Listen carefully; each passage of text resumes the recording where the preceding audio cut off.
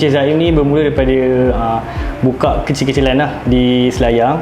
So dia dapat tahu daripada hijrah pun daripada mak saudara dia lah. So mak saudara dia pun usahawan daripada hijrah juga. Pinjaman kali yang kedua lah. So untuk yang Cik Zaim ni adalah pinjaman kali pertama. So untuk kali pertama ni dia mohon pada hijrah lah sebanyak RM50,000 lah. So untuk RM50,000 ni kalau ikutkan dengan dia punya bisnes dia kalau ikutkan boleh lebih lah. Tapi disebabkan dia ada komitmen yang lain, ada pinjaman yang lain, so kita luluskan pinjaman sebanyak RM50,000 lah. Untuk yang pinjaman kali pertama ni, kalau ikutkan zaman sekarang ni bisnes dengan umur yang muda memang agak susah sikit lah, tak konsisten dan sebagainya. Tetapi kita tengok dari segi komitmen dan juga dia punya effort dia untuk pinjaman dia, dan juga dengan pinjaman RM50,000 ni kita luluskan, dia berjaya buka kilang yang besar lah di Rawang ni.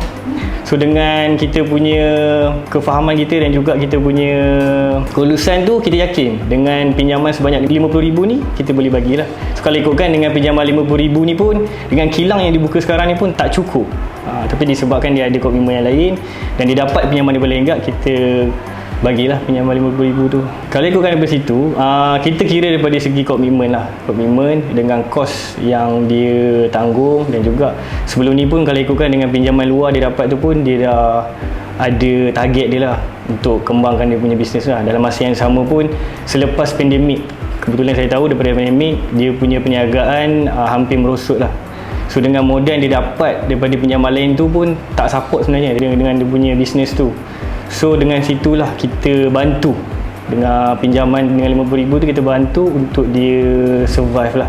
So kalau ikutkan zaman COVID itu pun memang banyak dia boleh dikatakan merosot lah. Tapi kita daripada cawangan ni kita yakin dengan usahawan ni, dengan dia punya bisnes dia, kilang dia dan sebagainya. Sebab kita pun melawat daripada kilang dia, dengan komitmen kilang dia tu pun kita yakin lah untuk bagi pinjaman RM50,000 tu. Motivasi saya adalah jangan putus asa lah. Andai kata kebanyakan usahawan hijrah ni untuk pinjaman daripada Hijrah Selangor ni banyak yang memerlukan modal yang lebih besar. Okey, tetapi tak semestinya dengan modal yang besar tu kita boleh sustain ataupun kita boleh berjaya dengan modal tersebut.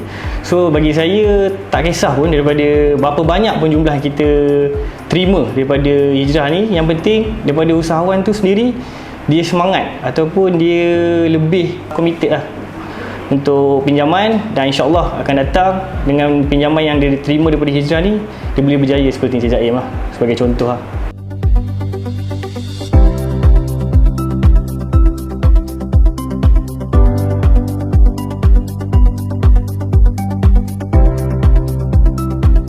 Saya bermula pada usia 10 tahun, which is ayah saya berniaga di Pasar Selayang.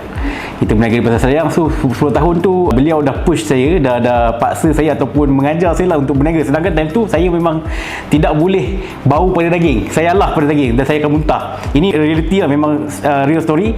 But apa yang saya buat adalah saya akan duduk di hujung pada stall tu, lebih kurang jarak dalam 3 meter. Saya akan duduk tengok je macam mana beliau bekerja, macam mana buat kerja. Tapi selepas 6 bulan saya dapat start pegang pisau untuk potong daging. Saya teruskan aktiviti tu pada setiap Sabtu dan Ahad sampai saya habis SPM. Dijadikan cerita, lepas habis SPM arwah ayah meninggal pada usia saya 17 tahun, 18 tahun. So pada ketika itu saya melihat industri daging masih boleh dikembangkan ke pelbagai pasaran.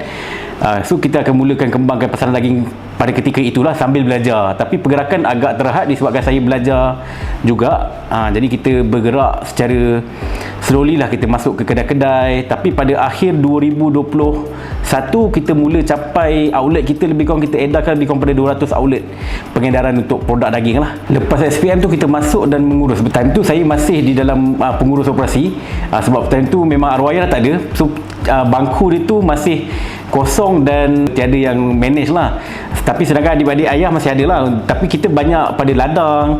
So ladang adik arwah yang uruskan, restoran dengan pengurusan lah kakak beliau lah. Cuma pada ketika itu untuk aktiviti daging ni tiada pemangku lah. So saya mengambil challenge ketika itu untuk menguruskan sepenuhnya lah. Di sambil tu kita kembangkan juga lah. setiap bisnes dia ada satu limit, which is daging. Kita time tu kita dah nampak dia dah sampai untuk daging tempatan dekat Malaysia, dia dah sampai dia satu limit. Saya tengok kita ada control price dan sebagainya. So kita perlu keluar untuk cari pasaran baharu untuk naikkan jualan syarikat lah terutamanya. And then kita tengok kat situ market untuk produk down streaming ni pengeluar musim tak banyak. Boleh kira dengan jari lah satu Malaysia ni. Jadi kat situ kita kat Asian Sada kita ambil peluang. Kita start small buat meatball, dan sausage pun usia kita buat baru lebih kurang 4 tahun sausage. Sangat baru lah. Okey, untuk keluaran sekarang produk kita punya tagline adalah kita mengeluarkan produk halal dan berkualiti berasaskan daging halal. So daging halal ni kita merangkumi ayam, daging lembu, daging kerbau, daging kambing, daging rusa. So everything produk yang daging halal kita cuba innovatekan dia menjadi produk tambahan, produk tambah nilai seperti burger, sausage, bobola, meatloaf, salami, bacon dan sebagainya. Pihak syarikat kita bersetuju untuk masuk ke pasaran downstreaming ataupun produk hirilan lah, produk tambah nilai. So kita kena kaji kat mana pasaran ni duduk. Pertama, produk ni banyak duduk di pasaran high end, which is end user lah. And then kedua, pasaran ni banyak pada peniaga. Jadi disebabkan kita melihat kalau kita nak masuk pasar raya, kita perlukan big capital, kita perlukan modal yang besar. Jadi apa yang kita buat, kita fokuskan, kita ada facilities, kita invest pelan-pelan, invest sikit-sikit, dan kita gunakan facilities saja ada untuk masuk pasaran yang kita boleh buat OEM untuk orang. Dan juga sambil tu kita buat juga kita punya brand sendiri untuk tap the market lah. Saya punya market pertama pada OEM, kita buatkan untuk orang, and then bila kita dapat capacity, kita akan beli mesin untuk tambah kita punya quality produk, dan kita start boleh keluarkan untuk brand kita sendiri jugalah pada masa sama. Kami di Asian Sada Processing ni, kita sebelum ni di Selayang kita berkapasiti sebulan 20 tan saja pengeluaran. Tapi bila kita decide pindah ke Rawang, kita dah naikkan kapasiti kilang pada 200 tan sebulan. Itu sasaran kita lah menjelang 2027. Itu sasaran kita, lagi lebih kurang 3 ke 4 tahun lah.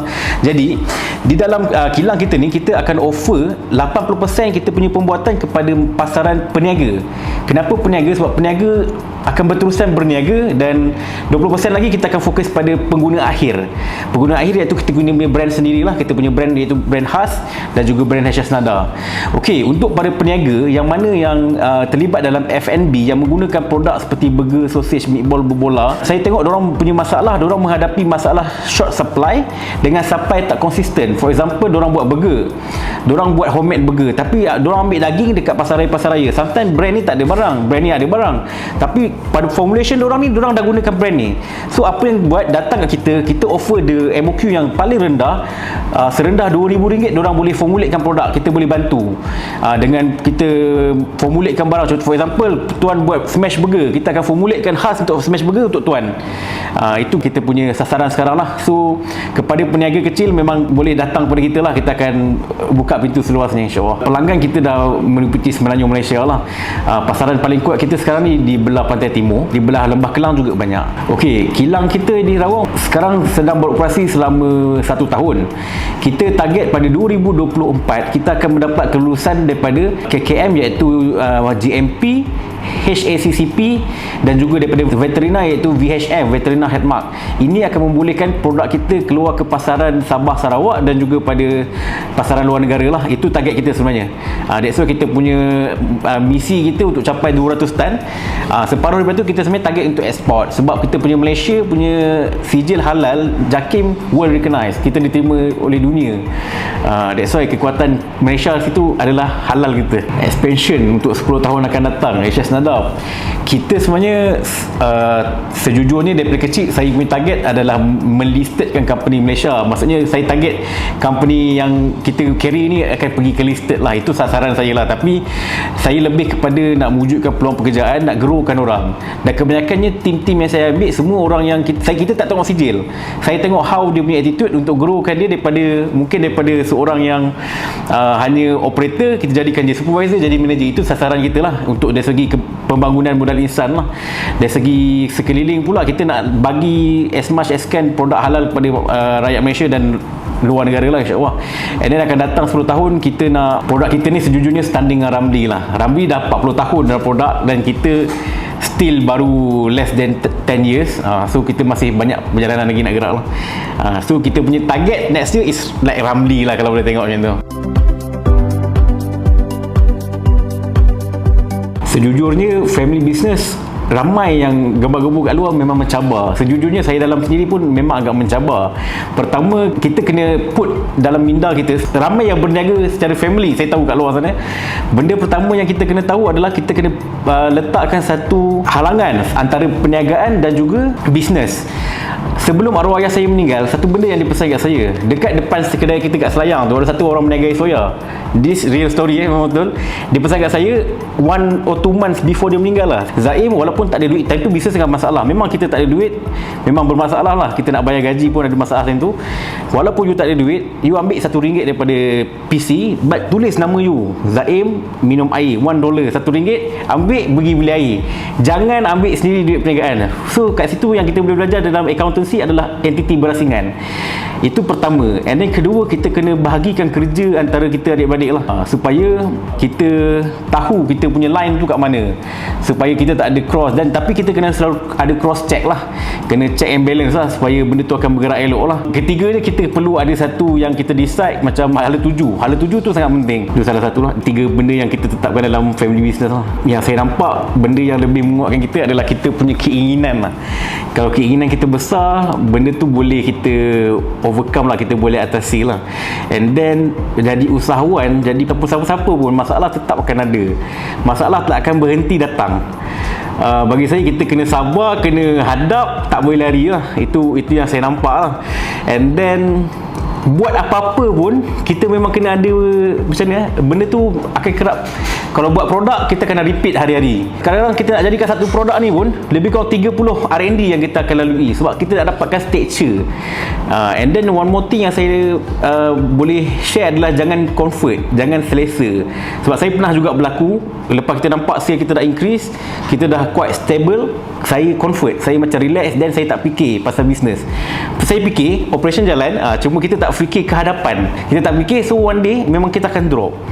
Itu yang berlaku pada 2 tahun lepas lah. So sekarang ni itu menjadi iktibar, dan kita push up back lah.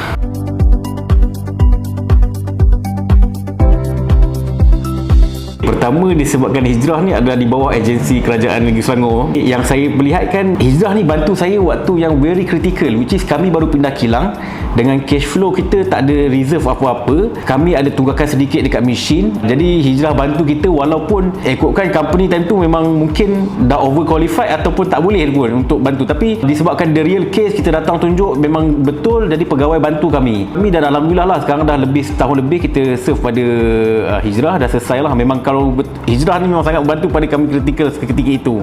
Jadi usahawan kat situ memang kena jujur, kena betul-betul plan duit yang kita dapat tu, jangan pergi tempat lain pada bisnes. Entiti berasingan tu sangat penting lah, kau tu kena jaga.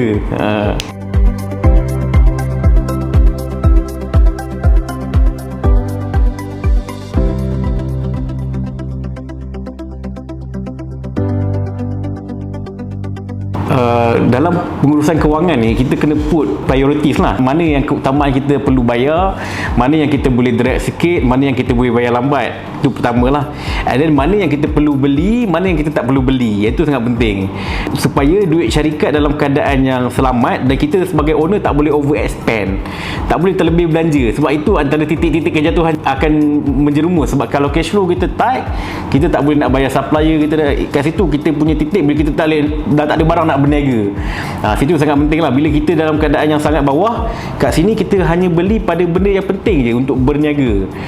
Kalau ayam tak cukup untuk ni, beli ayam je. Jangan pergi beli lain pula, nak try buat new lah, buat ni, tak boleh. So kita kena stick sampai kita dah dapat healthy cash flow, dan baru kita boleh start new product macam tu lah.